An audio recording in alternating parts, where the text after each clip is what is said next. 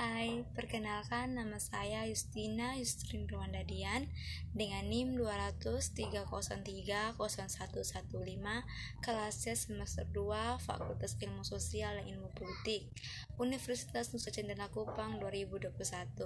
Baik, dalam kesempatan ini saya akan memprodikan materi tentang digital intimate dan media sosial karya Amisail Boson dan Nicholas Corat, di mana tugas ini untuk memenuhi tugas ke-10 mata kuliah Sosiologi Ilmu Komunikasi. Yuk, kita sama-sama saksikan.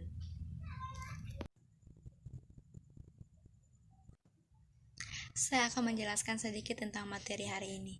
Materi hari ini tentang digital keintiman dan media sosial. Sering kita berpikir tentang keintiman sebagai hubungannya dengan pribadi kita dan hidup kita, dan sebagai untuk menggambarkan perasaan dan hubungan kita yang lebih mendalam. Sosiologi sendiri telah berteori tentang keintiman sebagai pusat yang melibatkan pengungkapan dari kita sebagai proses timbal balik. Waktu yang kita habiskan dalam kehadiran, kasih sayang fisik, dan tindakan praktis keperawatan. Tapi seperti yang dikatakan oleh teori Guer dan studi seksualitas, keintiman sangat disetujui oleh sosial dan ditentukan sosial dan tekanan sosial normatif.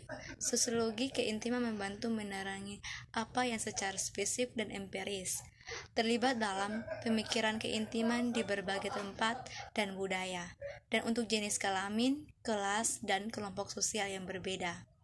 Ahli teori budaya kritis seperti Berland telah menjelaskan bagaimana di zaman modern akhir budaya memiliki kehidupan yang telah disamakan dengan memiliki kebudayaan yang secara intim. Tapi di sini keintiman dibahas dan berkaitan dengan media sosial. Seperti kita ketahui bahwa media sosial sekarang sudah mengalami kemodernan, di mana ilmu komunikasi sudah berkembang pesat dan memberikan informasi kita lebih cepat. Di mana tugas-tugas kita yang diberikan di sekolah atau di kampus bisa kita akses dengan mengklik di aplikasi Google, langsung saja tugas kita cepat diselesaikan. Tapi terlepas dari semua aplikasi media sosial sekarang juga memiliki dampak negatif dan positif. Dampak positifnya bisa kita lihat, kita bisa mengetahui dengan cepat informasi di negara-negara lain dengan mudah. Kita bisa mengetahui keadaan ekonomi mereka seperti apa, kehidupan mereka seperti apa hanya dengan media sosial. Dan juga memberikan informasi tentang pendidikan, olahraga, kesehatan juga banyak di media sosial sekarang, seperti vlog, konten yang diberikan oleh pengguna. Tapi juga memberikan dampak negatif, seperti aplikasi TikTok, aplikasi YouTube, aplikasi Instagram, aplikasi Facebook. Dari aplikasi-aplikasi tersebut banyak kita jumpai bahwa ada konten, ada video, ada vlog yang biasa pengguna bagikan di media sosial tersebut. Konten atau video ini bisa berupa suatu privasi mereka atau keintiman mereka, atau yang video-video yang seharusnya tidak diupload di media sosial, karena media sosial sekarang penggunanya tidak terbatas, digunakan oleh semua kalangan, baik di anak usia di bawah 17 maupun di atas 17. Karena itu seharusnya pengguna harus dengan bijak mengupload sebuah video atau konten agar semua pengguna bisa menontonnya. Jika kalau konten atau video tersebut berisi keintiman atau hubungan seseorang dengan pasangannya diupload di media sosial, ini akan terekam oleh si penonton, apalagi anak-anak di bawah umur 17 tahun. Jika sampai video itu terekam atau ditonton oleh anak di usia 17 tahun ke bawah, mereka akan menonton dan akan memperhatikannya ke masyarakat. Hal ini tidak baik untuk si anak dalam masyarakat, bisa menimbulkan konflik dan juga menimbulkan masalah yang akan terjadi di masyarakat. Yang kedua, aplikasi Facebook. Facebook ini memiliki penggunanya sangat banyak. Facebook ini sering digunakan oleh seseorang oknum yang tidak bertanggung jawab untuk menyebarkan gambar-gambar yang tidak bagus, atau digunakan untuk mengebuli orang. Biasanya di status mereka tuh bisa menyindirkan memperhatikan orang. Zaman sekarang jika orang mengalami kecelakaan, itu mereka tidak selalu langsung menolong, mereka bahkan memvideokan orang itu, tunggu sampai orang itu sekarat baru mereka menolongnya. Itulah orang-orang zaman sekarang. Mereka tidak mempertimbangkan keselamatan orang tersebut yang celaka, tapi mereka mempertimbangkan media sosial terlebih dahulu. Dan juga aplikasi chat-chat seperti WA, Twitter,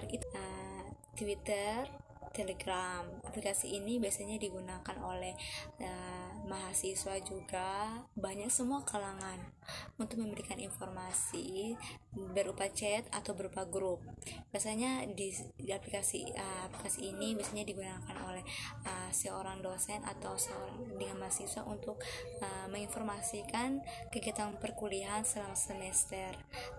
Setelah mendengar penjelasan tadi bahwa media sosial juga memiliki dampak negatif dan positif, tergantung sang pengguna untuk menggunakan media sosial itu dengan baik dan bijak, dan sesuai dengan hukum dan norma yang berlaku.